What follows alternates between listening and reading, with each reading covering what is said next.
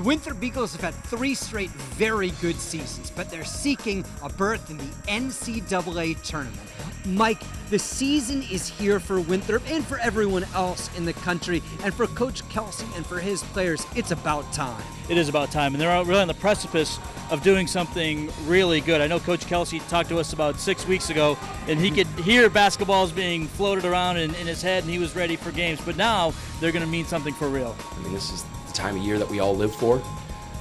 It's what I do. It's how I put Cheerios on the breakfast table for my children. So, you know, as coaches, we love the teaching aspect, and we love the classroom aspect of being in the practice gym and on the practice floor. But there's still nothing like that smell of the popcorn on game night and the band playing and walking out of that tunnel, cheerleaders waving the pom-poms and ready to tip it off for real.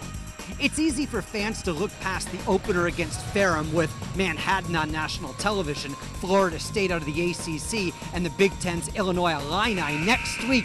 But Mike, Ferrum does some things that will challenge Winthrop. And they do things very well fundamentally. Their coach, Bill Tharp, a West Point disciple of Dino Gaudios, Pat Kelsey's very good friend. And even though they play at maybe a lower level, this is a team that's not going to be overmatched. They run some very intricate stuff. They run their stuff really, really well. They manufacture very good shots. I know there's been a little bit of turnover this year, but their style is still the same. I mean, they're going to push the ball hard in transition, and they're really going to execute their stuff. I felt last year, from a screening standpoint, they were as good of a screening team as we played against, which will be a really good test for us. And Bill's going to bring his team in very, very prepared, and they're sure not going to be afraid of us for 1 second.